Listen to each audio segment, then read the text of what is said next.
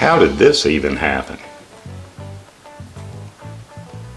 Well, I know one thing for sure, this is a road trip.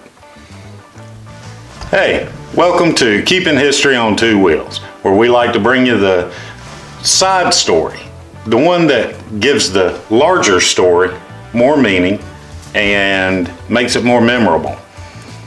If you like this video, please click the subscribe button down here down here in the corner. You know, the little red one. Also, remember to hit that bell button so that you'll get notified whenever we do a new upload each week. I've got a story for you that I don't even see how it happened. But we're going to take a road trip and we're going to find out. This thing was on, wasn't it? I hope so.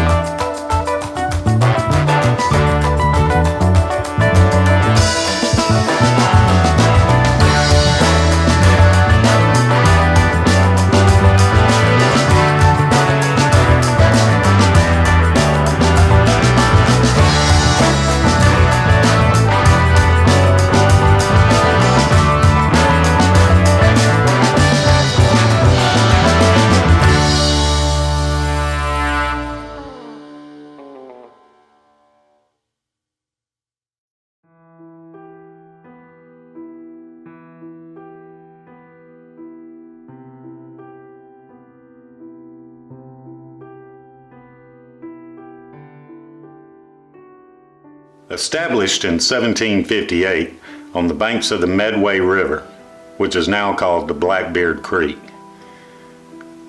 Sunbury, Georgia was the main port for the Midway District of Georgia.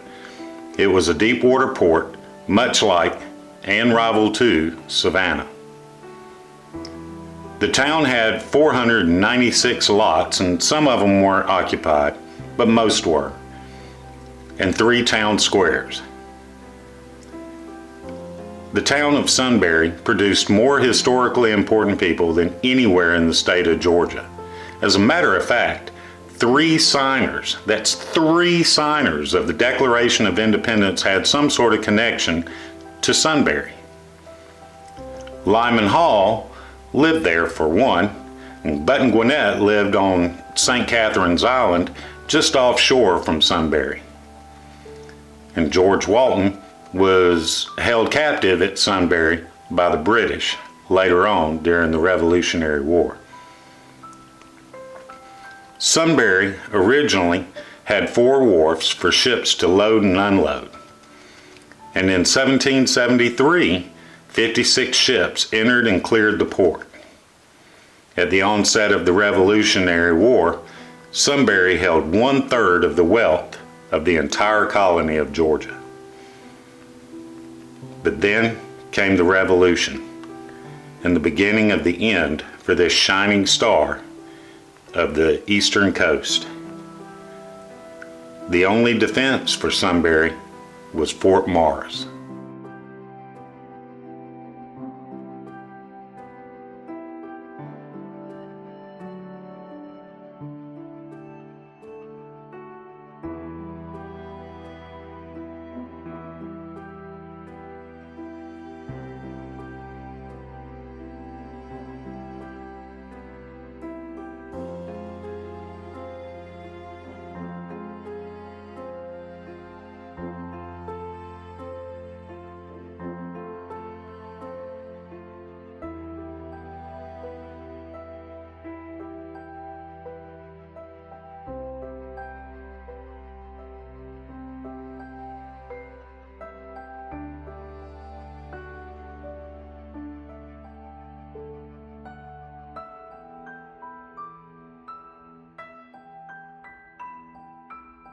In 1776, after the Declaration of Independence was signed, Congress started looking at the defenses for the whole eastern seaboard. One of the main places that they looked at the time was right here at Fort Morris. Now, Fort Morris actually encompassed about an acre of land. Later in 1812, or at the War of 1812, when the fort was reactivated again, they brought the fort's size down into what you see here. It's about the size of a ½ acre, and you have to remember that during the Revolutionary War, they housed 200 men and 28 cannons from inside the ramparts here. Around the whole area is a moat that wasn't filled with water. It was filled with palisades, which are the long 6-foot sticks with points on the end of it to keep men from coming through it. Now, the inside of the fort has pines and hardwoods, and it's absolutely beautiful here. But at the time of the war, all of this was not here. It was all cleared for open firing.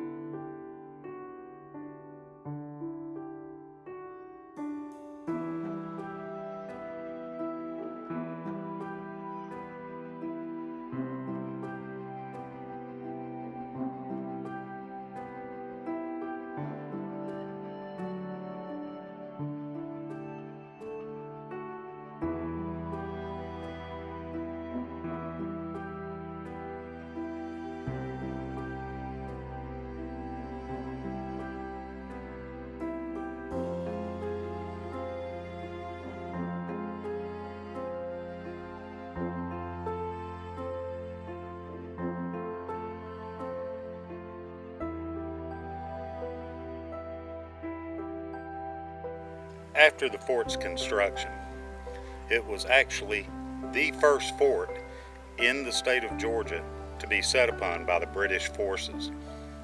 On November 25th, 1778, 500 British soldiers, being commanded by Colonel L.B.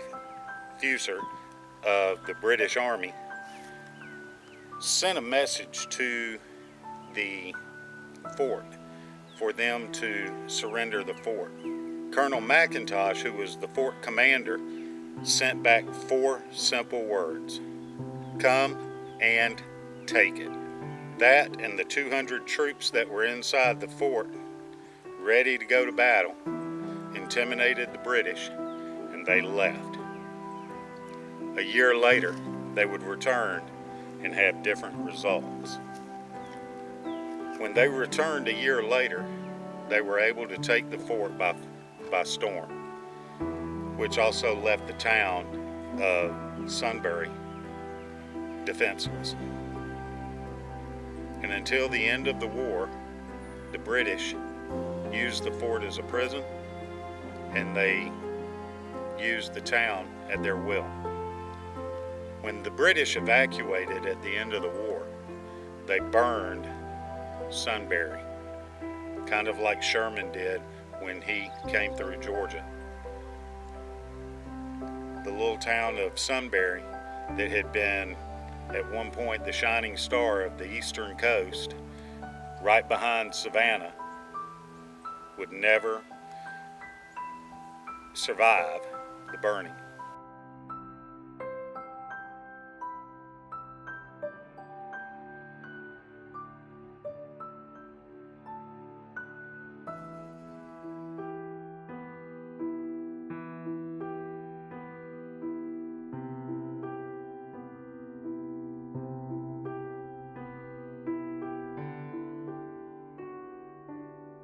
After the war, Sunbury had to be rebuilt. Due to a number of factors, it was decided that they would not bring Sunbury back as a city center and major port. This left the citizens to rebuild Sunbury on their own.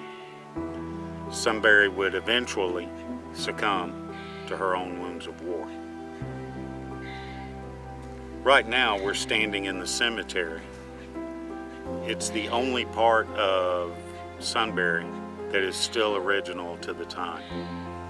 Everything else was destroyed over the years. After the war, and then by 2 hurricanes, one in 1804 and one in 1824, and then some epidemics after that did the rest. By 1840, Sunbury was just a ghost town. The town started being overgrown, and with the destruction of the town by the hurricanes, there already wasn't much left of it. There's not even a foundation to a building left.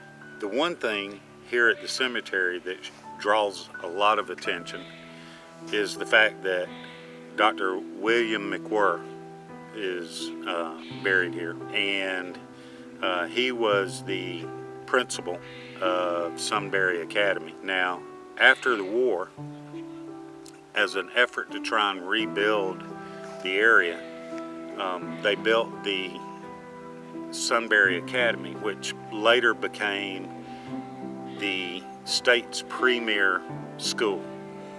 And while it was in service, the Reverend came down from Virginia and became the principal. Now, he had been a principal at a school in Virginia where he had actually taught George Washington's grandchildren, and he was a friend of George Washington's.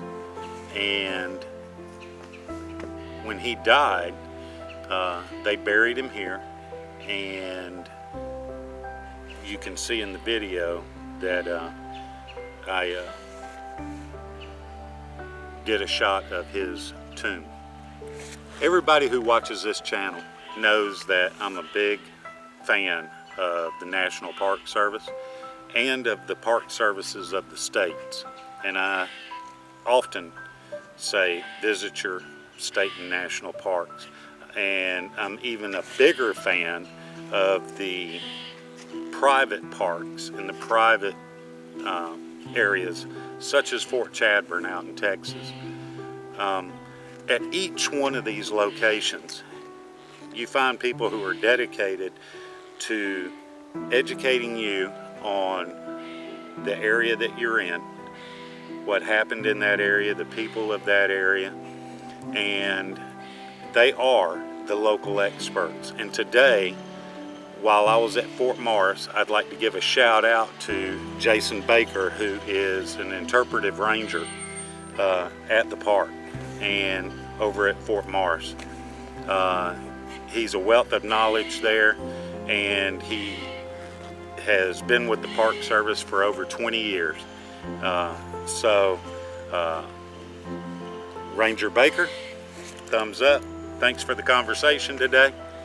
And listen, if you guys like this video, hit the subscribe button. It's right over here. It's the little red one, says subscribe. Or if you run your cursor over the Keeping History on Two Wheels logo, KH2W, right there in the corner, you'll see it changes to a subscribe button. So go ahead and hit it, either one. And also remember to ring the bell so that you'll know when we do an upload. Remember, every trip starts with a step, and that step, it starts with you.